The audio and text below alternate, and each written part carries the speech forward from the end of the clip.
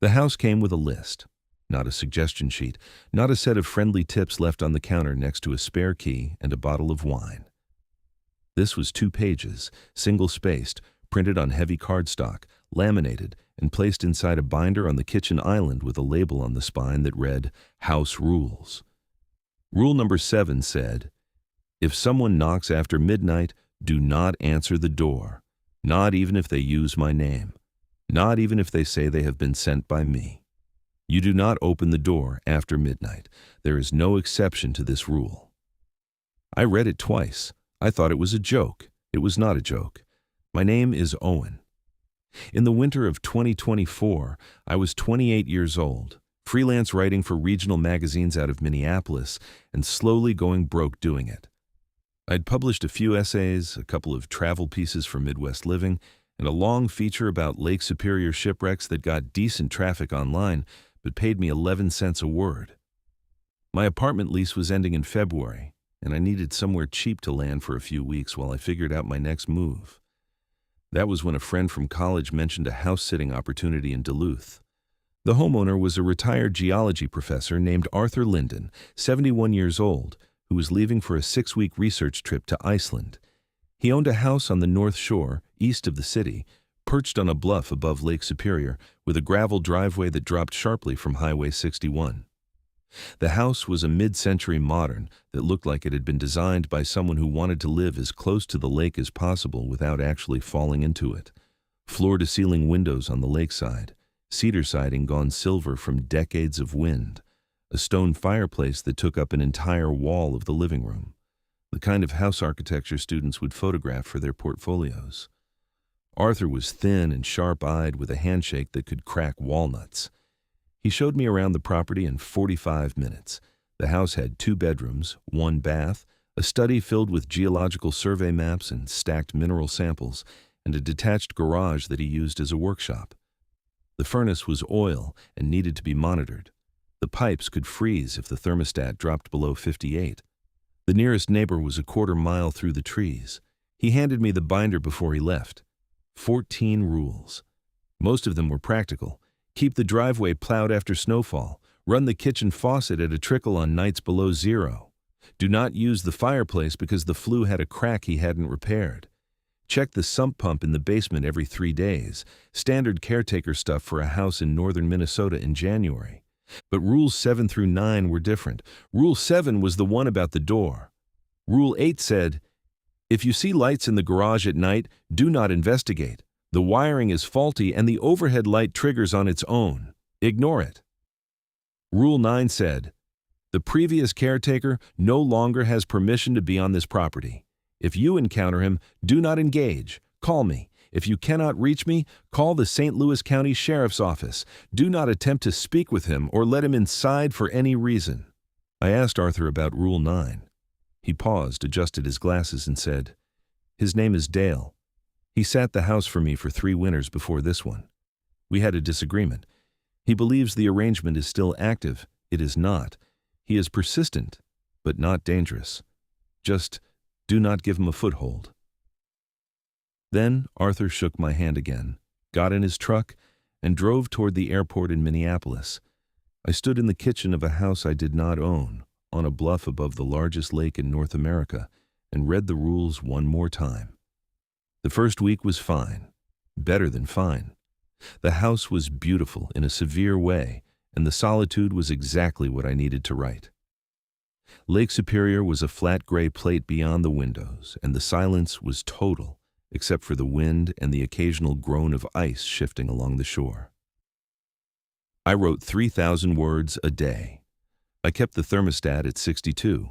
I plowed the driveway once after a 6-inch snowfall. I ran the faucet. I checked the sump pump. I did not use the fireplace. On the 8th night, someone knocked on the door at 12:40 a.m. I was in the living room, reading on the couch with a blanket over my legs. The knock was firm. 3 measured raps. Not frantic, not tentative, confident, like someone who expected the door to open. I set my book down and looked at the front door. The porch light was off. I could see the shape of a person through the frosted glass panel beside the door, standing still, facing forward. I did not move. The person knocked again. Same rhythm, 3 raps, then a voice, male, calm, middle-aged. "Owen, Arthur asked me to stop by and check the furnace. He said you might be asleep, but the oil gauge has been running low and I wanted to make sure you're not going to wake up to a cold house." He knew my name. He referenced Arthur. He had a plausible reason to be there. Everything about it sounded reasonable. I thought about Rule 7. I did not open the door. The man stood there for another 2 minutes. I timed it on my phone. Then he said, "All right, I'll come back tomorrow when you're up." I heard boots on the wooden porch steps, then gravel crunching, then nothing. I went to the lakeside windows and looked toward the driveway. There was no car, no truck, no vehicle of any kind. Whoever had been at my door had walked there, in the dark, in January, on a road with no streetlights, a quarter mile from the nearest house. I texted Arthur. "Someone came to the door at 12:40, said you sent him to check the furnace. I didn't open it." Arthur responded at 6 a.m. Icelandic time. "I did not send anyone. That was Dale. You did the right thing. He will try again." I sat with that text for a long time. He will try again. Not he might. He will. Arthur knew this man's patterns the way you know the habits of an animal that keeps returning to your yard. There was a certainty in those 4 words that unsettled me more than the knocking itself. The next morning, I walked the perimeter of the property. The snow was deep, maybe 8 inches of fresh accumulation from the previous day. There was one set of boot prints leading from the tree line along the fire road to the front porch, and one set leading back. But there was a second trail I almost missed. A narrower path, partially filled in by drifting snow, that led from the driveway around the side of the house to the lake-facing windows. He had not only knocked on the door, he had walked to the back of the house first and looked in. The boot prints stopped directly beneath the living room window where I had been sitting with my book and my blanket, reading under a lamp. He had stood there, in the dark, and watched me before walking around to the front door and knocking. 3 nights later, the lights in the garage came on. I was brushing my teeth and saw the glow through the bathroom window, a steady, warm light like the overhead fluorescent had kicked on. I remembered Rule 8, faulty wiring. I rinsed my mouth and went back to the living room. When I looked again 10 minutes later, the light was off. The next morning, I walked to the garage to check. The overhead light was off, but the workbench had been disturbed. Arthur kept his tools organized with the precision of a man who had spent his career cataloging mineral specimens. Every wrench, every screwdriver, every chisel had a labeled outline on the pegboard. 3 of those outlines were empty. A claw hammer, a flathead screwdriver, and a utility knife were missing from their positions. I checked the floor, the drawers, the shelves. They were not in the garage. I called Arthur. He did not answer. I texted him a photo of the empty outlines on the pegboard. He responded 4 hours later. Those tools were there when I left. Changed the code on the garage keypad. The current code is my birthday.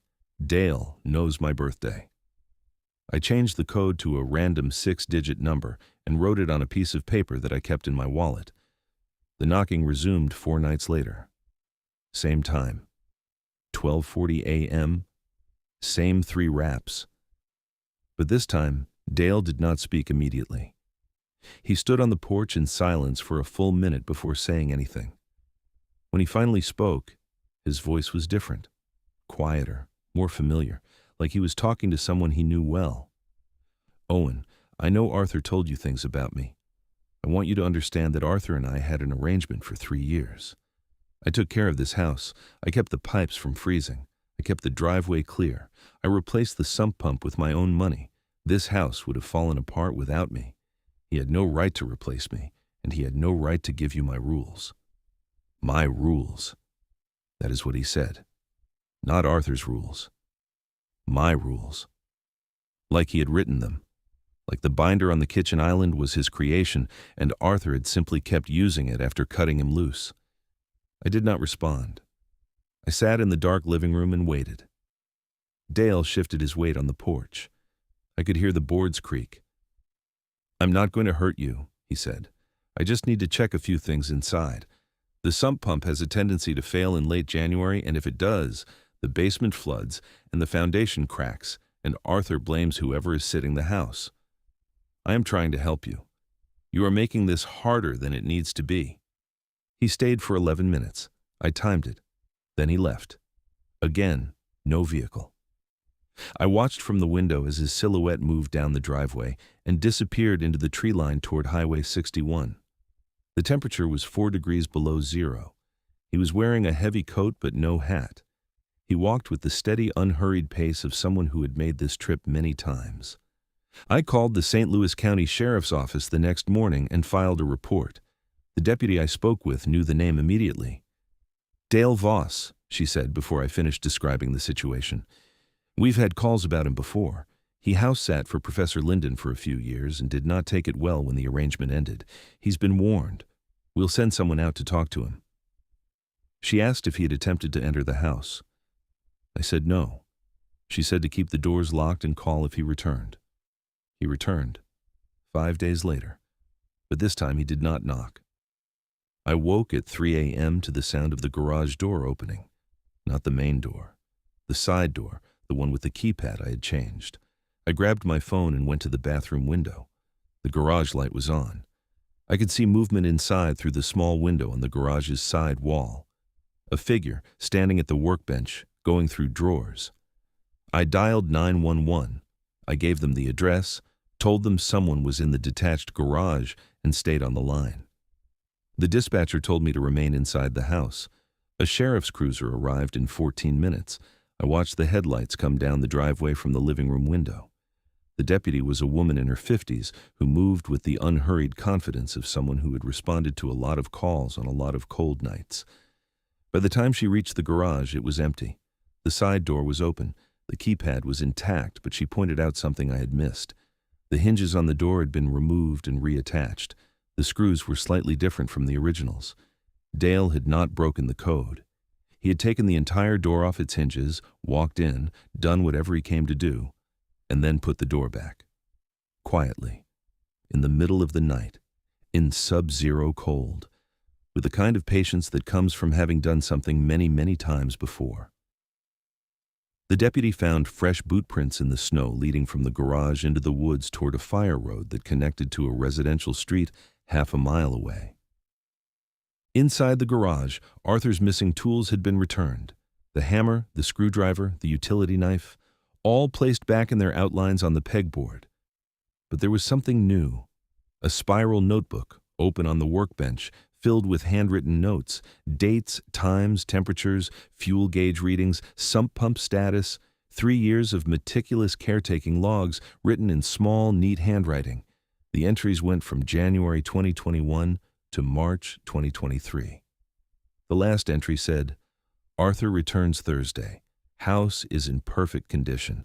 He will see that I have done my job. He will see that no one else could do this." The deputy took the notebook as evidence.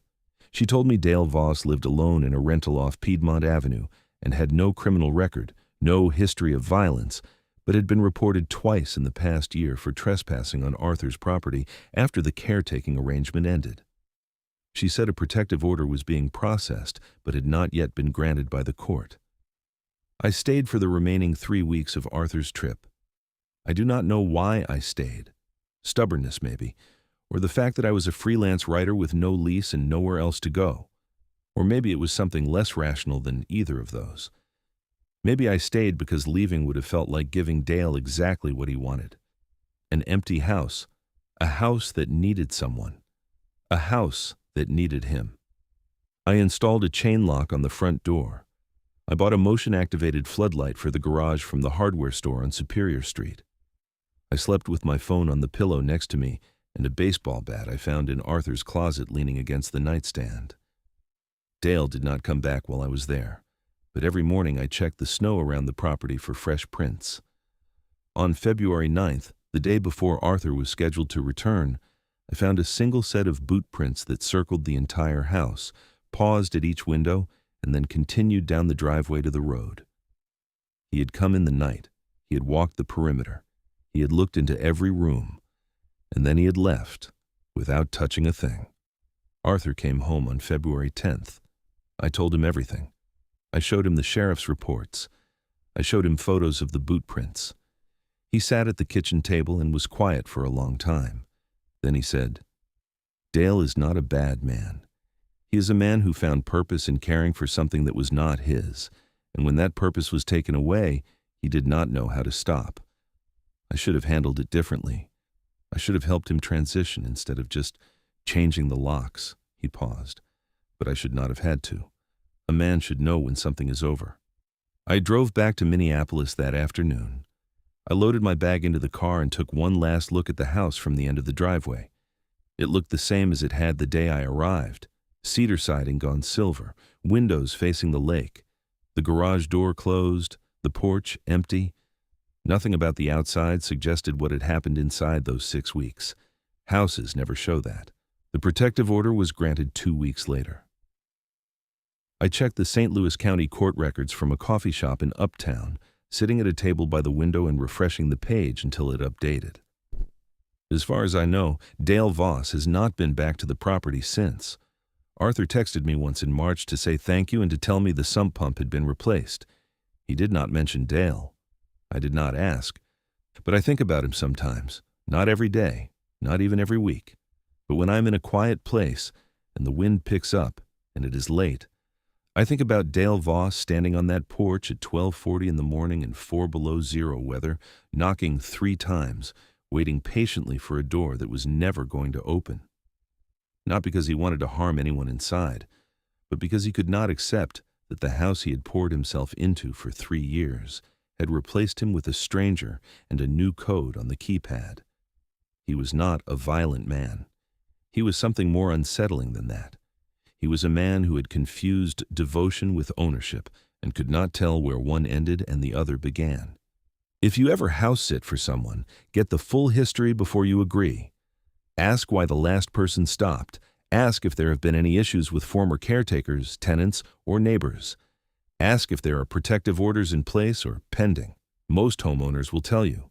The ones who won't are the ones you should be most careful about working for. Secure every entry point, including detached structures.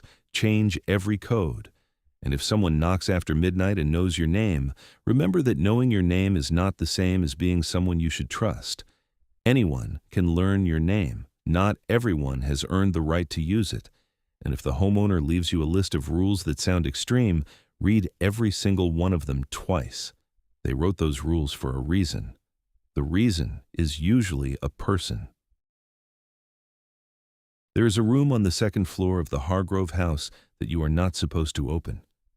I know this because Mrs. Hargrove told me 3 times before she left, once in the kitchen while she was wiping down a counter that was already clean, once at the bottom of the stairs with her hand on the banister like she was physically blocking the way up, and once more from the driver's seat of her Volvo, window rolled down, her voice tight like she was trying to keep something inside it. The door at the end of the hall stays closed, Cora. That is the only rule that matters.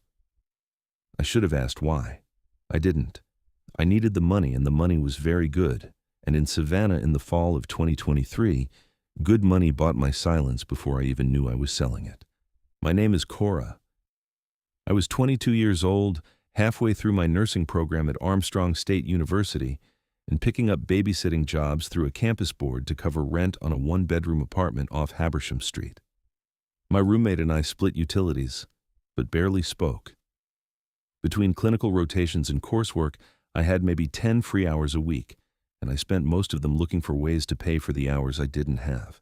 The Hargrove job came through a handwritten index card pinned to a corkboard in the Student Union building. Sitter needed, 2 evenings per week, Ardsley Park neighborhood, $25 per hour. References preferred but not required. That was nearly double the going rate for Savannah. I called the number within 10 minutes of reading it. Mrs. Hargrove answered on the second ring. Her voice was pleasant, controlled. She asked me 3 questions. Was I a student? Did I have experience with young children? And could I start that Thursday? I said yes to all 3. She gave me the address and told me to arrive at 6. The Hargroves lived at the end of Washington Avenue in one of those tall, narrow Victorians with a wraparound porch and original leaded glass windows that looked like they hadn't been replaced since the house was built sometime before World War I. The kind of house that tourists photograph from the sidewalk while walking to Forsyth Park. The front garden was immaculate. The paint was fresh, a deep gray blue with cream trim. Live oaks arched over the street and dropped Spanish moss onto the iron fence.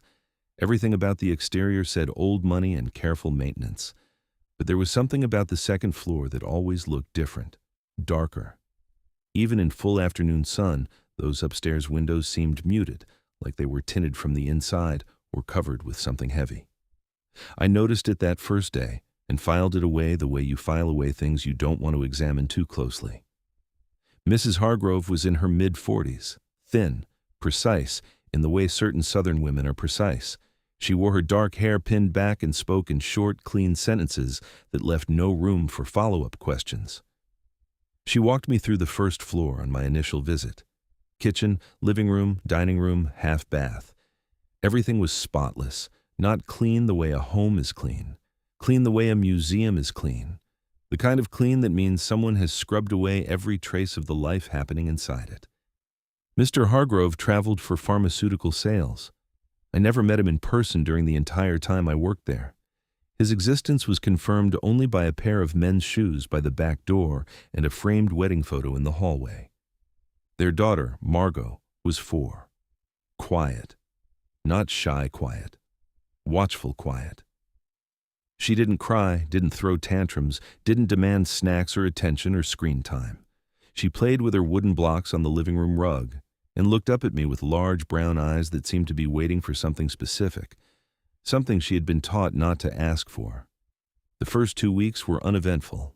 I arrived at 6, Mrs. Hargrove left by 6:15, and Margot was in bed by 8. I would sit on the couch in the living room, study my pharmacology textbook, and wait for Mrs. Hargrove to come home around 11. The pay appeared in my Venmo exactly 12 hours after each shift. No messages, no small talk, just the money. The house, though. The house was never comfortable. It was always silent in a way that felt intentional, not peaceful silence. Held breath silence, like the walls were listening and the house itself was waiting for me to leave so it could exhale. I told myself it was the age of the building. Old Savannah homes carry a weight that newer construction doesn't. I'd been in enough of them to know the difference between atmosphere and something wrong. I told myself this was atmosphere. On my 5th visit, October 12th, I was reading at the kitchen table when I heard something from upstairs, a soft, rhythmic sound, almost like breathing but heavier, labored, wet. I set my textbook down and listened. It stopped. I waited 30 seconds, then went back to reading. It started again. This time I stood and walked to the bottom of the staircase. The sound was coming from the far end of the second-floor hallway. From behind the door I was not supposed to open. I told myself it was the house. Old houses breathe. Pipes expand and contract. Wood settles and pops. I'd studied enough anatomy and physiology to know that the human brain is designed to find patterns in noise, to hear voices in static, to see faces in shadows.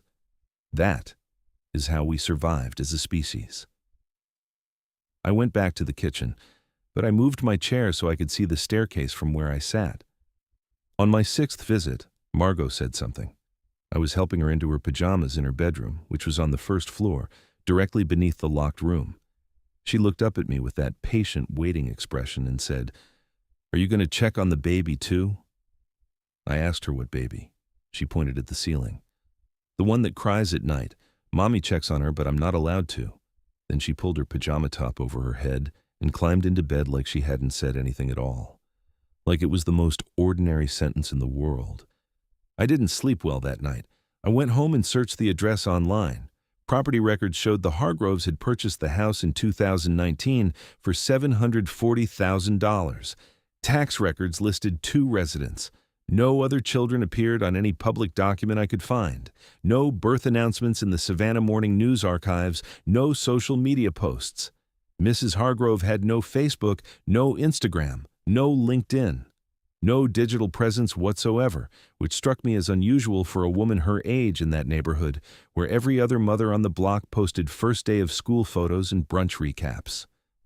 On my 7th visit, I arrived 15 minutes early. Mrs. Hargrove was still upstairs getting ready. Margot was in the living room, building a tower out of her blocks with the mechanical focus of a child who has spent a lot of time playing alone. I walked through the first floor slowly, looking at things I hadn't examined before. The family photographs on the hallway wall. There were 5 of them, all in matching silver frames. Mr. and Mrs. Hargrove on their wedding day. Margot as a newborn in a hospital blanket. Margot at what looked like age 2, sitting on the front porch steps. And then 2 frames that held photographs of the house itself. Not the family in the house, just the house. The front exterior in morning light, the garden in full bloom, no photos of anyone else, no extended family, no older children, no friends, just the house, presented like a member of the family. In the reflection of the glass on one of the frames, standing at an angle in the hallway, I could see the second floor landing behind me, and there was a shadow at the end of the hall, not moving, just standing there, positioned directly in front of the locked door. I turned around. Mrs. Hargrove was at the top of the stairs, already wearing her coat. "I will be back by 11, she said. She smiled, but her eyes did not participate. The shadow was gone. She had been the shadow. That night, after Margot was asleep, I sat at the base of the staircase with my phone in my hand, and I listened. At exactly 9:47 p.m., the sound began again, the breathing. But this time it was different. There were words buried in it, muffled, indistinct, but undeniably language. Not a pipe, not settling wood. Someone was speaking behind that door. I held my breath and leaned toward the stairs. The words became slightly louder for a moment, then stopped. Then something contacted the door from the inside. Not a knock, not a bang. A soft, sliding thud, like someone pressing their weight against it and sinking to the floor. Like someone sitting down with their back to the wood because they had been standing for a very long time and could not stand anymore. I called Mrs. Hargrove. She did not answer. I called again. No answer. On the 3rd attempt, she picked up. Her voice was flat and colorless. "Is Margot asleep?"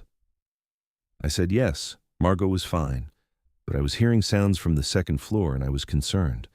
There was a pause that lasted long enough for me to hear her breathing change. Then she said, "That is the heating system. The radiators cycle on around 10, and they make noise. It is an old house, Cora. Please do not go upstairs. Margot is asleep and I do not want her disturbed." She disconnected. The heating system does not speak in words. Radiators do not lean against doors. I should have left that night. I want to be clear about that. Every clinical instinct I was developing in my nursing program told me that something was wrong inside that house. I was being trained to identify signs of distress, to read vital signs, to trust assessment over assumption, but I was also 22, behind on rent, and very practiced at convincing myself that I was being dramatic, that I was imagining things, that the rational explanation was always the correct one. So I stayed. I sat in the kitchen with every light on the 1st floor burning, and I waited for Mrs. Hargrove to come home. She arrived at 11:15. I watched her enter through the front door, remove her coat, and hang it on the same hook she always used. She did not look at me. She went straight upstairs. I heard a key turn in a lock. The lock. Then silence. A long silence. 5 minutes. Maybe more. Then she came back down, walked to the kitchen table where I was sitting, and placed 6 $50 bills in front of me. "You're doing a wonderful job, Cora," she said. Her hands were trembling so badly that the bills scattered when she set them down. The 9th visit changed everything. It was October 29th. Margot woke at 10:30, which she had never done. She appeared at the top of the 1st floor stairs in her nightgown, calling my name. When I reached her, she was not looking at me. She was looking down the 2nd floor hallway toward the locked door. She had walked up there by herself. "The baby is sad tonight," she said. Her voice was calm, factual.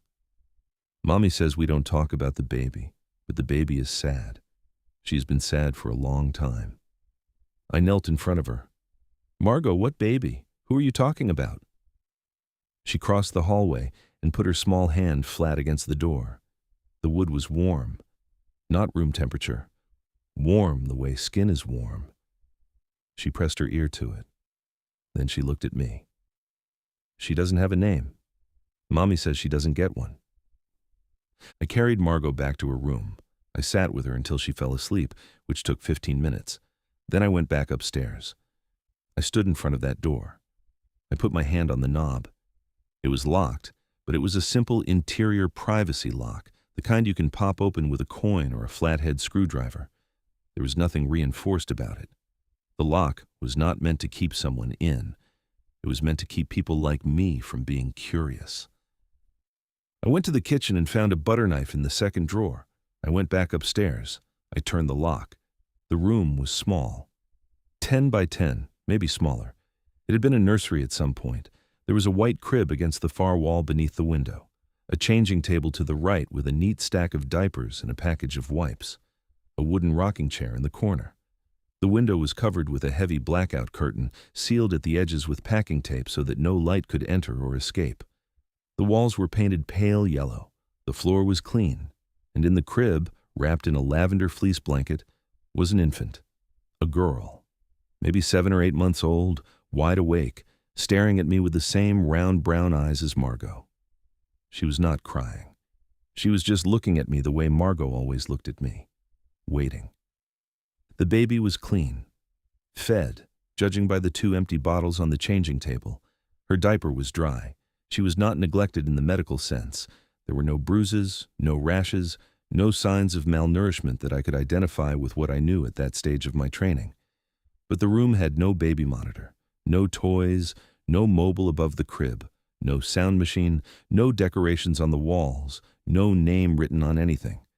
The room was warm because a small ceramic space heater was running in the corner, plugged into an extension cord that snaked under the door and down the hall to an outlet I had never noticed. This child was being kept in this room, alive and physically maintained, but hidden from the world, from Mr. Hargrove, from everyone, including me. I picked her up. She did not cry. She did not flinch. She just stared at me, and then she reached out with one small hand and held onto my chin. Her grip was surprisingly strong. I could feel her heartbeat through the blanket, quick and steady, like a small clock that no one had been listening to.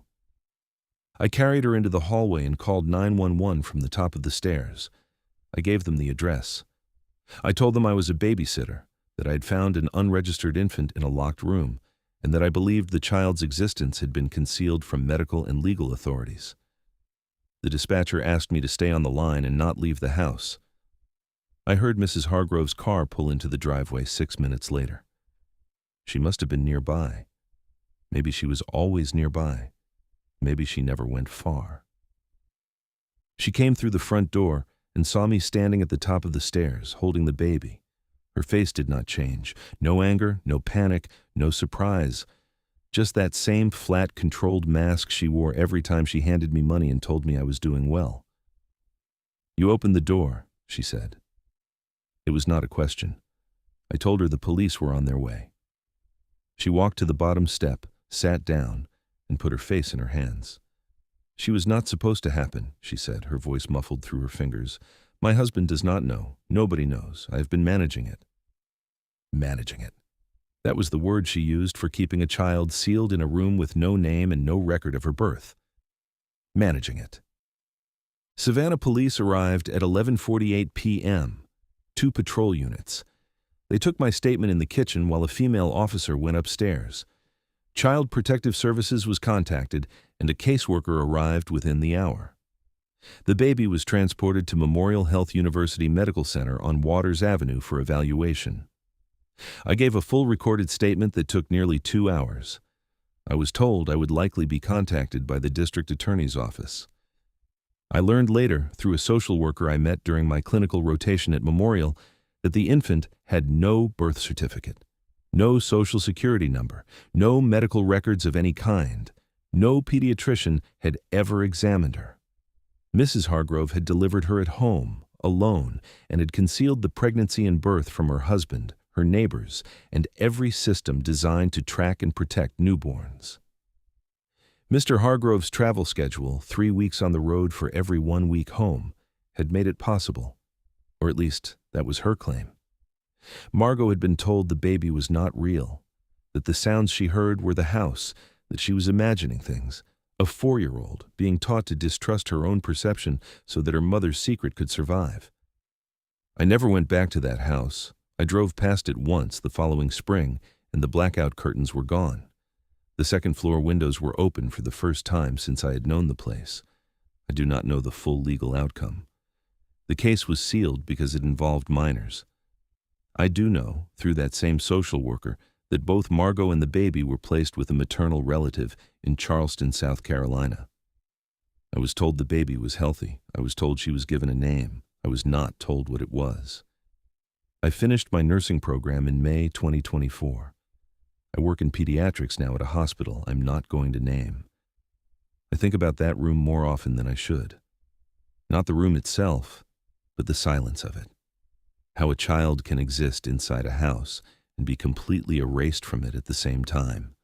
How a 4-year-old can know something is deeply wrong and be told she is making it up. How I sat in that kitchen for weeks, hearing sounds I knew were not pipes, and talked myself out of every instinct I had because someone confident told me not to worry about it. If you ever babysit or provide care for children in someone else's home, trust what you hear. Trust what the children tell you. A locked door with a reasonable explanation might be exactly that. But if a child in that home describes something that does not match the story you have been given, listen carefully. Children do not invent the kind of truth that Margot shared with me. They simply lack the adult vocabulary we use to dress up lies and call them explanations. Know the signs of child concealment. Know your state's mandatory reporting laws. In Georgia, any person who suspects child abuse or neglect can report it to the Division of Family and Children's Services. You do not need proof to make that call. You need a phone and the willingness to trust that what you are hearing is real. The Patels were supposed to be gone for the entire weekend, Friday evening through Sunday afternoon, 36 hours. I had the alarm code, the Wi-Fi password, the vet's number for the dog, and a $20 bill on the counter for pizza. What I did not have was any reason to believe that when I walked into the kitchen at 11 o'clock on Friday night and found a fresh cup of coffee on the counter, still warm, in a mug I had never seen before, that anyone other than me had made it. But I had not made it. I do not drink coffee. And the mug had a logo from a dental practice on Creedmoor Road that I had never heard of. My name is Jess. In the spring of 2023, I was 24 years old, working as a veterinary technician at a small animal clinic on Falls of Noose Road in Raleigh, North Carolina. I also did pet sitting on the side through an app called Rover, mostly weekend gigs for families in North Hills and 5 Points who needed someone to feed their dogs and bring in the mail while they were at the beach. It was easy money. I liked the dogs more than the clients, and the clients usually liked me well enough to rebook, which is how I ended up at the Patel house for the 3rd time in 4 months. The Patels lived in a 2-story colonial on Brookhaven Drive in the North Hills neighborhood, about a mile from the shopping district and 2 miles from my apartment on Lassiter Mill Road. It was a nice house, not flashy, not enormous, but well-maintained. 4 bedrooms, a fenced backyard, a 2-car garage, and a golden retriever named Captain, who was 9 years old and had the calm, deliberate energy of a dog who had long since stopped caring about squirrels. I liked Captain. He liked me. That was the entire basis of our professional relationship. The Patels were Raj and Sunita. He was an orthodontist. She was a project manager at a tech company off Glenwood Avenue. They had 2 kids, both in elementary school, and they were driving to Emerald Isle for a long weekend with Sunita's parents. They left at 5:30 p.m. on Friday. Sunita gave me the walkthrough even though I had done it twice before. Alarm code 4721. Dog food in the pantry, 1 cup morning and 1 cup evening. Captain sleeps on the couch, and that is fine. Water the basil plant on the kitchen windowsill. Do not use the master bedroom. Use the guest room at the end of the hall. Bring in any packages from the porch. I got there at 6. The house smelled like the laundry detergent Sunita used, something floral and clean, mixed with the warm, slightly sweet smell that all houses with golden retrievers eventually develop. I fed Captain his evening cup of kibble. He ate it in exactly the same way he always did, slowly and methodically, like a man reading the newspaper over breakfast. I took him for a walk around the block, past the other colonials and split levels with their manicured lawns and their basketball hoops in the driveways and their ring doorbells glowing blue in the early evening light. It was a safe neighborhood, the kind of neighborhood where people left their garage doors open during the day and waved at joggers they didn't know. I settled onto the couch in the living room and turned on the TV. The house was quiet in the way suburban houses get when the family leaves, not creepy, just vacant. The fridge hummed. The HVAC clicked on and off on its programmed cycle. Captain stretched out on the floor near my feet and fell asleep within 10 minutes. I ordered a pizza from DoorDash and ate it on the couch while watching a documentary about deep-sea creatures. By 10 o'clock, I was ready for bed. I brushed my teeth in the hall bathroom, changed into sweatpants and a t-shirt in the guest room, set my alarm for 7, and was asleep by 10:30. I woke up at 11 because Captain was standing at the guest room door, whining. Not as usual, "I need to go out," whine. A low, steady sound that came from somewhere in his chest. His ears were flat. His tail was down. I asked him what was wrong, and he looked at me and then looked toward the hallway that led to the kitchen. I got up, put on my shoes, and followed him. The kitchen light was off. I turned it on. And there on the counter, next to the knife block and the paper towel holder, was a white ceramic mug filled with black coffee. Steam was still rising from it. The mug had a logo that said Triangle Smiles Orthodontics, with an address on Creedmoor Road. The coffee maker on the counter was off. The French press on the shelf was dry. I opened the Keurig, and there was a fresh, spent K-cup inside it, still wet. Someone had made coffee in this kitchen within the last few minutes. I stood very still. Captain was behind me, pressed against my leg, still whining. I listened. The house was silent. No footsteps, no doors closing, no sound of movement anywhere. I picked up my phone and checked the time. 11:07 p.m. I opened the Ring app. The Patels had a Ring doorbell on the front porch. I scrolled through the motion alerts. There was nothing since 6:14 p.m., which was me arriving. No one had come through the front door. I walked through the first floor with every light on and Captain at my heels. Living room, clear. Dining room, clear. Half bath, clear. Sunroom off the back of the house, clear. I checked the back door. Locked. The deadbolt was engaged. I checked the garage door from the kitchen. Locked. The sliding glass door to the patio. Locked with the security bar in the track. Every entry point on the first floor was secured. I did not go upstairs. I stood at the bottom of the staircase and looked up. The second floor was dark. The hallway light was off. There were 4 doors up there. The master bedroom, the 2 kids' rooms, and a bathroom. I had no reason to go up there. Sunita had told me to use the guest room on the first floor. I had not been upstairs since I arrived. I had no reason to be. The dog food was in the pantry. The guest room was on the first floor. Everything I needed was down here. But someone had made coffee in the kitchen, and that someone had not come through any door I could find, which meant they were either already inside the house when I arrived, or they had entered through a point I had not checked. Either possibility made my hands shake. Captain was pressed against my leg, leaning his full weight into me. He would not look at the staircase. He kept his head turned toward the front door, like he was showing me where to go. I have worked with animals for 3 years. I know what fear looks like in a dog. Captain was afraid, not startled, not confused. Afraid. His lips were pulled back slightly and his breathing was shallow and fast. This was a dog who was telling me, in the only language he had, that we should not be standing here. I backed away from the stairs. I went to the living room and turned on every light I could reach. Then I checked the first floor one more time, methodically, the way we were trained to check kennels at the clinic. Open every door. Look behind every piece of furniture large enough to conceal a person. The coat closet by the front door. The pantry. The space behind the couch. The laundry room off the kitchen. Nothing. No one. Just me, the dog, and a cup of coffee that should not exist. I called Raj Patel. He answered on the 3rd ring. I could hear highway noise in the background and one of the kids talking. I told him I was fine. Captain was fine. but I had found a cup of coffee on the counter that I did not make, and I wanted to know if he or Sunita had made it before leaving. There was a pause. Then he said, "We left at 5:30. Neither of us made coffee." Another pause. "Is the alarm system showing anything?" I checked the panel by the front door. Armed, stay mode, green light, no alerts, no breach notifications. "It shows nothing," I said. "Everything reads as secure." Raj was quiet for a few seconds. Then he said, "The mug. What does it look like?" I described it. Triangle Smiles Orthodontics. The line went very quiet. "That is my mug," he said. "From my practice, I keep it in my office upstairs, in the master bedroom. I use that room as a home office when I work weekends. That mug should be on my desk." The mug had come from the second floor. Someone had gone into the master bedroom, taken a mug from the desk, brought it downstairs, made coffee, and left it on the counter.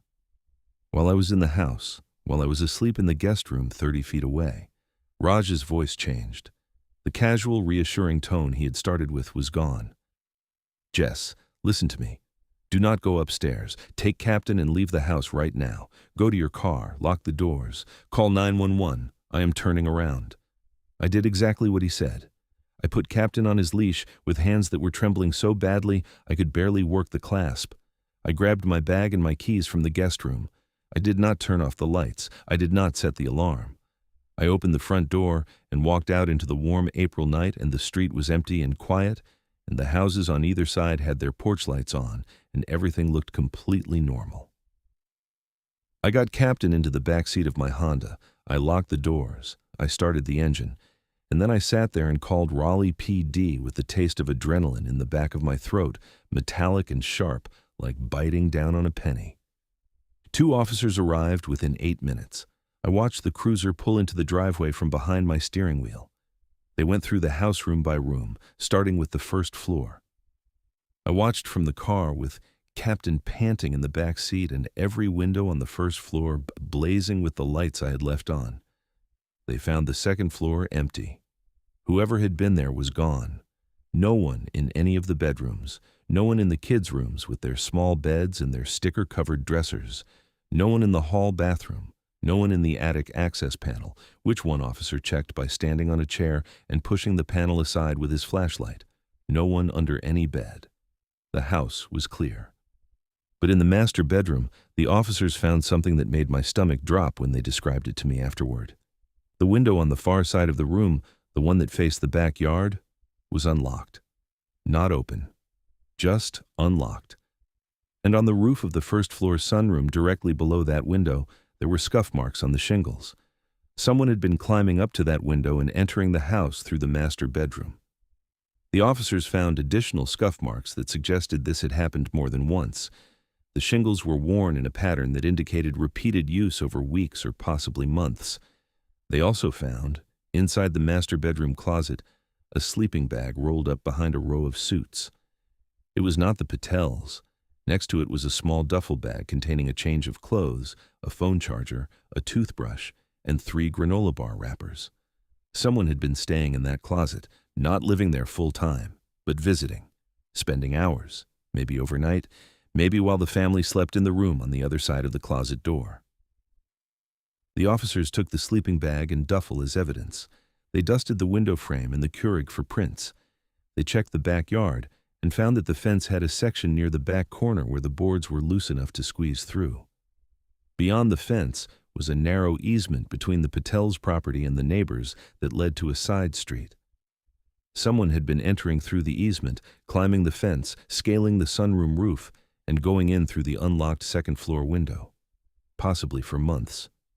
Raj and Sunita drove back from Emerald Isle that night. They arrived at 2 a.m. I was still sitting in my car in the driveway when their headlights came down the street. Sunita got out before the car was fully stopped. She was shaking, not crying, shaking. The kind of trembling that comes from a place deeper than fear. From the realization that the place where you put your children to bed, the place where you closed your eyes every night and assumed you were safe, had been compromised in a way you did not know was possible. Raj went straight to the master bedroom. He stood in the doorway for a long time without going in. The officers walked him through what they had found: the sleeping bag, the duffel, the window, the shingle marks. He stood there and listened, and then he put both hands on the doorframe and leaned forward like the floor had shifted under him. Sunita was downstairs with me. She kept saying the same thing, over and over, in a voice that got quieter each time. "We sleep in this room. The kids are across the hall. Someone was in our closet. We sleep in this room." The prints came back 10 days later. They belonged to a man named Craig Devlin, 41 years old, who lived alone in an apartment complex called Briar Creek Commons off Capitol Boulevard, about 3 miles from the Patel's house. He worked overnight shifts at a warehouse distribution center near the airport. He had no prior criminal record, no restraining orders, no history of mental health treatment on file, no known connection to the Patel family whatsoever. He was not a former employee, not a contractor who had worked on the house, not a delivery driver for their area. He had no social media presence that detectives could find. No one in his apartment complex could tell investigators much about him other than that he was quiet and kept to himself, and sometimes left in the middle of the night on foot. Detectives determined that Devlin had likely first gained access to the house during an open house event that the Patel's previous realtor had held 2 years earlier, in the spring of 2021, when Raj and Sunita briefly considered selling before deciding to stay and taking the house off the market. Devlin had attended that open house. He had signed the guest book with a fake name. He had walked through every room, including the master bedroom. And at some point during that walkthrough, he had unlocked the second-floor window and left it that way. For 2 years. Craig Devlin was arrested at his apartment 11 days after I found that coffee cup. He was coming home from a warehouse shift at 6 a.m. when 2 Raleigh PD detectives met him in the parking lot. He did not resist. He did not seem surprised. He was charged with breaking and entering, felony trespassing, and stalking. The case went to Wake County Superior Court the following October. I gave a deposition that took 45 minutes. The Patels gave victim impact statements. Sunita read hers from a piece of paper that she held with both hands to keep it steady. Devlin's attorney argued that his client had a fixation disorder and had never intended physical harm to anyone in the home. The judge did not find that persuasive. Devlin received 18 months in state prison. The Patels installed a full security camera system inside and outside the house, replaced every window lock, and added motion sensors to the second floor. They sold the house 8 months later. They told me they could not sleep in that bedroom anymore, not knowing someone had been feet away from them, in the dark, breathing the same air, listening to them sleep. I stopped pet sitting after that. I deleted my Rover account the same week. I still work at the clinic on Falls of News Road. I see Captain sometimes because the Patels still bring him in for his checkups at their new place in Cary. He is 10 now. He still has that calm, deliberate energy. But I notice that he watches doorways more than he used to. He tracks sounds that other dogs ignore. I think he knew something was wrong in that house long before I found that coffee cup. I think he always knew. If you pet sit or house sit for anyone, here is what I wish I had done differently. Walk the entire house when you arrive. Every room, every floor, every closet. Check every window lock, not just the doors. Check the attic access panel. Check the garage. Do not assume that a locked front door and an armed alarm system means the house is empty. An alarm monitors entry points. If someone is already inside, or if they are entering through a point the system does not cover, the alarm will tell you nothing. And if your gut or the animal in the house tells you something is wrong, do not talk yourself out of it. Dogs know things. They smell things we cannot smell. They hear frequencies we cannot hear. If the dog is nervous, you should be nervous too. Get out first, investigate later, or better yet, let the police investigate for you. 36 hours in someone else's house is not worth the risk of finding out who else considers it theirs. That cup of coffee was still warm when I touched it, which means he was in the kitchen while I was asleep in the next room. He could hear me breathing, and he made himself coffee anyway, like he was home.